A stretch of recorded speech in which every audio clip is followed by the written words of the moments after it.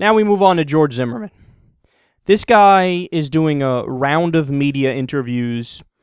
Heaven only knows why. And I have a new conclusion about him based on this tiny little clip from a discussion with CNN. Do you regret that you killed Trayvon Martin?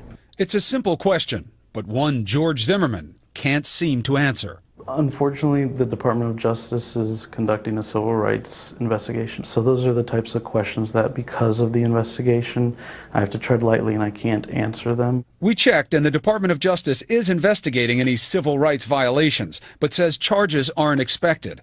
Still, Zimmerman's reluctance seems to be about more than legality. You're not sure if you regret killing Trayvon? But hold on. Let's break this down. We now know, and you know, everybody knows, with all of the facts in the open, that he was unarmed. Fact, he's a teenager. Fact, he was walking home. Fact, to watch a game, by the way, because he was on the phone, and we know what he was saying on his phone. He was minding his business. Fact, and you're not sure. Here's how a normal human being answers that question. Of course I regret killing him. Look, this is the important part, guys. Listen closely here. There are people, how many interviews have been done? Hundreds of interviews have been done. People who fought in World War II or fought in Vietnam or fought in the first Gulf War in Iraq, where they tell you, any normal human being tells you, look, if you kill anybody, you're going to have some sort of PTSD. It doesn't matter if you have somebody who you know is bad because you see them shooting at your buddies, or you saw that they're part of Al-Qaeda or the Taliban, or if you see the Viet Cong and they're about to do something horrendous. If you kill a human being, it affects you. It affects you in a powerful way. And you have PTSD, or you have regrets, even though you might know that you did the right thing, but you have regrets.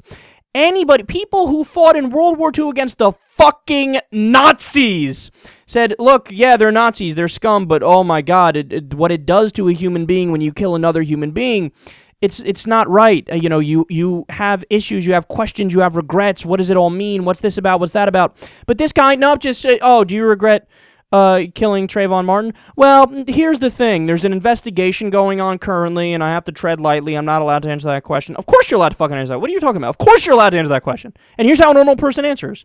Of course.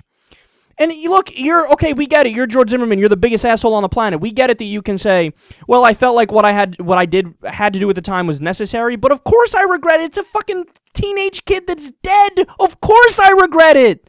What are you, crazy? We know he wasn't armed. We know he was walking home now. Yes, I regret it. I felt like I needed to defend myself, but I get it. I regret it. Of course I do. But no, it's too hard for a guy like this. Now, that clip reminded me of this infamous moment from the old Hannity interview. Is there anything you regret? Do you regret getting out of the car to follow Trayvon that night? No, sir. Do you regret that you had a gun that night? No, sir. Do you feel you wouldn't be here for this interview if you didn't have a gun? No, sir. You feel you would not be here? I feel that it was all God's plan, and for me to second guess it or judge it. Is there anything you might do differently in retrospect now that time has passed a little bit? No, sir. I don't regret it. Nothing I would have done differently. Yeah, but hold on, man. Hold on. Again, we know he was unarmed now. We know he was walking home. We know he was minding his business. This all came out as facts in the case from the evidence, right? So even if we accept every part of George Zimmerman's story, every part of his story, everything he said, even if we accept that, okay, you still went after him when the 9/11 dispatcher said, we don't need you to do that. So even if you just say, yes, that's the one part I would have done differently. I would have just not went after him, at the time when the 9/11 dispatcher said, we don't need you to do that. I just would have stayed in the car. Even if you say that, that's a trillion times better, but nope, I wouldn't have done anything differently, and it's God's plan. I'm not going to second guess it. Oh, it struck me after all these little sound bites. Here's the conclusion. This guy's a sociopath. He's a psychopath. He has clinical antisocial personality disorder. That's what he has.